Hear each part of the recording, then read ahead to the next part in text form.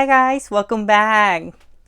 It's been a while, right? I know. I decided to take some time off for a couple months, but hey, I'm back. Happy. I've been a little bit busy with 2 jobs now. I just want to say thank you so much to all the new subscribers. I'm seeing a new comments, so thank you so much, and welcome to my channel again. And today I decided to do a video a little bit different. I have actually my cousin here and one of my best friends here with me in this room. They're behind me. So if you hear him laughing or making some comments, I'm not alone in the room. They actually have some questions for me that they prepare, and I don't know what these questions are going to be about, but I'm going to be answering the best as I can. So let's hope they're a little bit appropriate, guys. So let's start with one of the two girls. Girls, say hi. Hi. Hi, how What? are you? Can one of them say your names? Katia. And then the other one? Yaneli. Okay, they're a little bit shy. They're not that shy. So when we go out, they're not that shy. So don't think that they don't want to show themselves. Okay, let's start with one of you girls. I'm sorry. Okay, so Yaneli's gonna start with the first question, and Yaneli, speak a little bit loud so we can hear you and everybody can hear you out here. Because they're a little bit far, so I'll put the microphone a little bit closer. Okay, first question.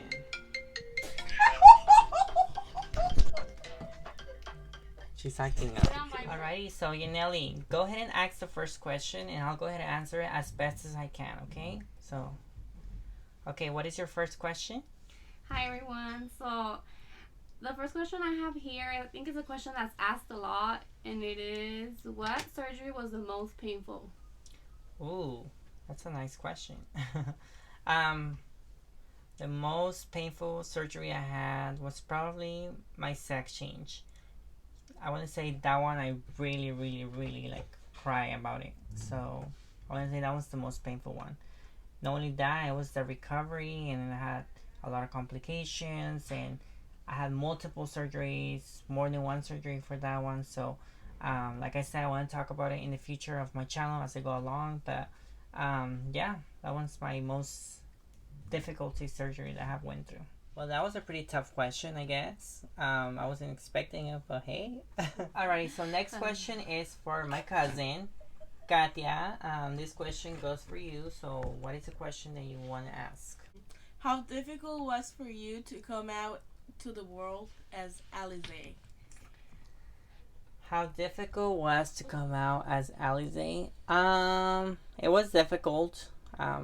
You would think it's probably simple, to say something out there like, oh, hey, I'm trans, but no, it takes a lot of guts to do something like that.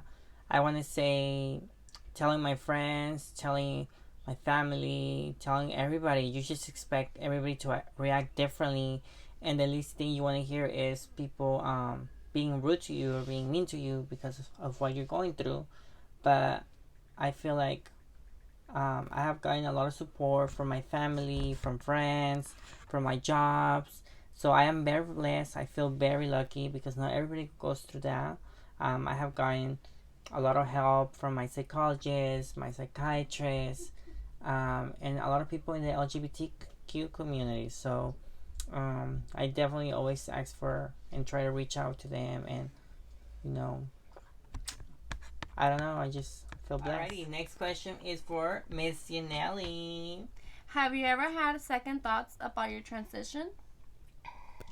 Have I ever had second thoughts about my transition? Yes, I feel like it's normal to have that thought.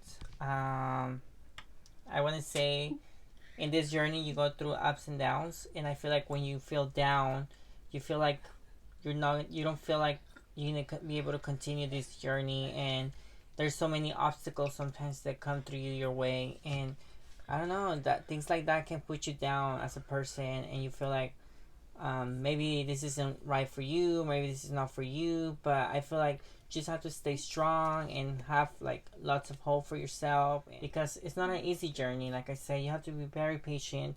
Everything that I did took for like a couple years. I didn't went through surgeries just from one day to another. I should say you have to be very patient for this.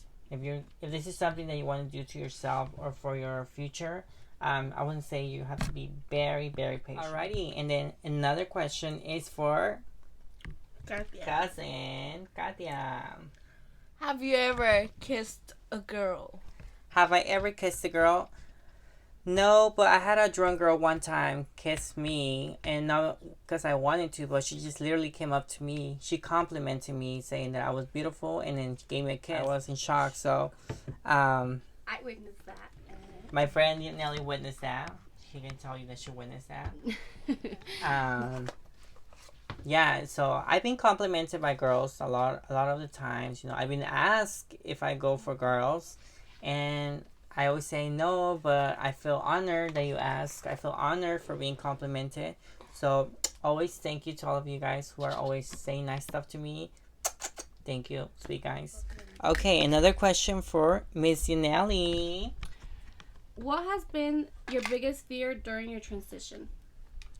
My biggest fear during my transition probably is to give up on life, and to be depressed, and just to let myself go as a person, and not care anymore for what my future holds for me. But always try to stay positive and think of the prompts of the good things that life has to offer you, and just try to stay out of the sadness bubble. You know, there's always going to be some people out there that are going to try to put you down, but hey, you know, as long as you have yourself and you know who you are, you should be fine. There's going to be a lot of hate out there for you, but also there's going to be people who are going to love you and accept you for who you are. Okay, next question is for my cousin, Miss Katia. What's been your most question asked after telling someone that you're trans? The question that I get asked the most as a trans girl, good question. You guys already know where am I gonna go through, but probably if I have had my sections, if I had that removed already, you know, they're always curious. Oh, how does it look? Or have you had your sex change? Or have you went through that? Or have you used it? Or people are just curious, and people just want to know. I guess it's like I said, this is a controversial topic, so people are always gonna want to know what's the other side, you know, or how does. There's a lot of curiosity, so I guess yeah, you could say that's the number one question they always ask me. Next question is for Miss Nelly. Have you ever felt like fear for your life when you go out or when you're out in public? Yes, I have. This is something that I think not only when I go out, but as my everyday routine, it's something that I have very present, that not everybody's always going to accept me for who I am. And unfortunately, there is bad people out there. There is bad people that want to harm us for, just for being, for discriminating the trans community, or for not accepting us for who we are. So yeah, there can be people out there that, and I have heard stories all the time, and I always fear for myself. I always fear for my life too. It's something that I have present. Even opening this channel, I was afraid of doing it because of my safety nets as well. But I think it's something that you just kind of have to learn how to live with, and you just kind of have to learn how to. You can't live always in fear, so it's kind of like something you have to kind of learn how to live with, and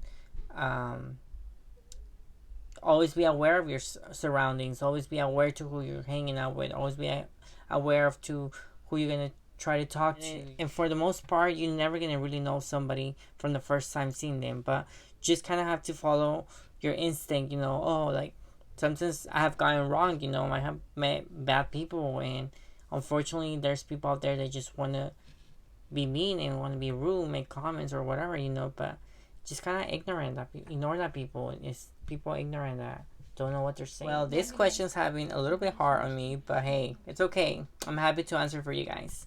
Okay, so next question, it goes to my cousin. Who was your inspiration? I mean, like in the trans community. In the trans community, who was my inspiration? See, I want to say a lot of my trans friends who are older than me and they have went through this journey already have inspired me so much throughout my journey, and they know who they are when they watch this video. Um, I don't want to say names because I don't know if they're going to want their names out there, but these people have played a big role in my life, and I think that I remember always asking them so many questions like, how does it feel being hormones, or how does it feel, getting laser removal, or how does it feel dressing like this and going out to the world, or how do you do it to do this, how do you do to that, how do you do your hair like this, or I mean, they played a big role in my life in so many ways, and I feel like I would hear them like being so advanced, before. I remember when I didn't have boobs, they had their boobs done already, or they had already, like their butts done or whatever. A lot of, or some cosmetic done, something cosmetic done in their face, whatever. For me, it was inspiring. Like, I was like, oh my god, I have hope that one day I'll be like them.